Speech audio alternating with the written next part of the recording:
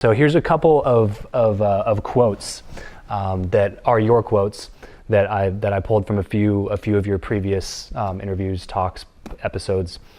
So I've never done this before, but I want to try it out if that's cool with you. I'm going to say a quote that you have said, and I want you just to give me like a quick deep dive into that quote. Sure. Cool. So first one, there is no greater revenge than unmitigated success. So that's actually a quote. I think that's Frank Sinatra, if I remember right. And one, I think that people really have to understand that you're only going to get so far with beauty. You're only going to get so far with love, and I'll call it 80%. You're going to get 80% of the way there. Mm-hmm. And the vast majority of the time, that's where you should be. But there's something built into us where you need the dark side. You need the rage, the anger to propel you forward in acute moments. I don't think you ever want to stay there for long. Mm-hmm. And they've shown this scientifically. If you take somebody and have them submerge their arm in an ice bucket and have 30 people do it, whatever, you'll get a median amount of time that people can leave it in. If right when they're about to pull it out, you tell them, don't take it out, get angry. You can yell, cuss, do anything you want. Just express rage. They can leave it in 30% longer. Wow. So our ability to endure pain is increased by the amount that we're able to harness the anger, the aggression. And I find that people either don't know how to be aggressive, they don't know how to channel that rage, that anger, or it's all they do. Both are problematic. Yeah. If your only tool is rage and anger, you'll self-destruct, you'll burn out, you'll alienate everybody. If, on the other hand, you hold it, you reserve it for those key moments, you endure what you can endure, but right before you give in, instead of giving in, you go farther than anybody else because you know how to harness that stuff. So there are definitely times that I think about where I'm just fucking exhausted, man, to my core, like to the marrow of my bones. I cannot go any farther. Yeah. And in those moments, I think of the people that I know want me to fail. I think of the people that sincerely believe I'm going to fail and that they will do anything they can to trip me up. I think of people that told me, dude, it's too late. You're never going to make it. I actually have a list. And I know who the people are. I'm thinking of them right now.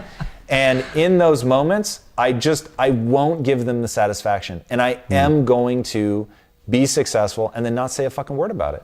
And just let the success speak for itself. But I've got to tell you, there have been times, part of the reason that I've been as successful as I have is in those moments where I'm just as tired as anybody else, where I want to go to the party like everybody else. I don't, because of the darkness, not because I'm thinking, oh my God, I really want to help people. Right. That's where I spend 80% of my time.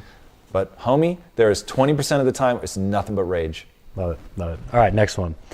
You talk a lot about doing all the hard things and stuff like that. So actually, I'm gonna save that one for a second. I like this one. It is impossible to see the world as it is. We kind of touched on this a little bit talking about perspective, but can you kind of go into that a little bit further? Yeah, you really can't. So there are regions of your brain that are designed to color your perception of the event. So there's a part of your brain called the deep limbic system. Its job is to apply emotion. So, hey, there was a stimulus. Was the stimulus good or bad? And there's a famous Shakespeare quote, there is nothing either good or bad, but thinking makes it so. So we all have this stimulus, which is completely neutral. Genocide is neutral, right? We say it's horrible, and rightly so.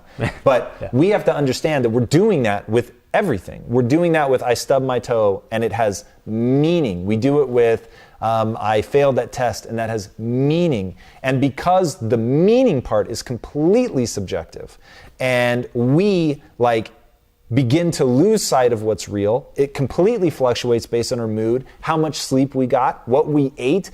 All of these things are going to influence how you feel about an otherwise neutral stimulus.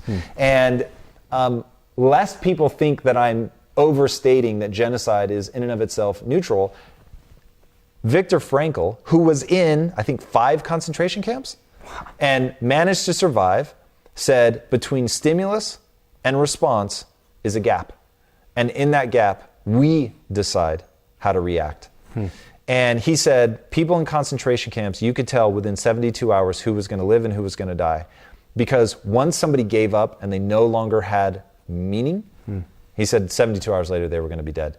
Because in that gap, if you're not doing something useful, if you're not empowering yourself, believing something regardless of whether or not it's actually true or accurate. Just, I choose to believe. Like, if I remember right, he was like, he just kept thinking about his family. I'm doing this for my family. I'm going to get out and do something wonderful for my family. I'm fighting for my family. I'm going to make through this for my family. And that thing filled him with what he needed to fight through 5 concentration camps and make it out the other side. And the book, Man's Search for Meaning, is extraordinary. And I think really has to be read. And so when you understand that even in that situation, somebody's saying, no, you still have the ability to choose how you respond. Meaning you can change that frame of reference. That's when I was like, yeah, I'm going to stop worrying about what is accurate, and I'm just going to worry about what's empowering. That's so fantastic. Last one, here we go. There's always room for the best. Yeah, I live by this, and I think that people need to understand you are where you are in your life right now because of your skill set.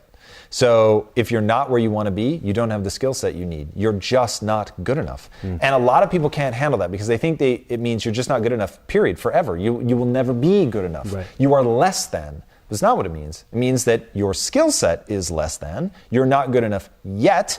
You can apply yourself. I mean, you said it earlier, humans are the ultimate adaptation machine. It is what we are literally, genetically designed to do, is adapt. That's why the human animal is the ultimate apex predator. We just adapt, man. We can adapt mentally, we can adapt physically. It is crazy the level to which we can adapt our bodies and our minds. And if you think that, oh, I'm this ultimate adaptation machine, but who I am now is who all I will ever be, it's like you're missing out on the precise thing that makes humans extraordinary. So I always tell people, look, just assume you're average. Assume you were born hopelessly average. You can improve. And even if you want to think that you're like way below average, fine. You are where you are, but you can still improve. Right. So wherever you are, there is a massive amount of improvement that can be done. And when you hear stuff like Richard Branson has like a 92 IQ or something, it's like literally just above like special needs. Really? And he's like, well, it hasn't held me back. Because he built a frame of reference that became very powerful. And so that's what I want people to focus on. Don't worry about who you are today. Who do you want to become? And what price are you willing to pay to get there? Because it will demand an extraordinary price. Yeah, I love that. That's one of the quotes that I have. When I first started the show, that's one of the quotes I wrote down on a whiteboard. So everybody's like, oh, podcasting, it's super crowded, it's super crowded, it's super crowded. You're not going to be able to stand out. And I wrote that Steve Martin quote, be so good they can't ignore you. Yes. That was what I focused on. Doesn't matter. There's saturation. If you're good, it doesn't matter.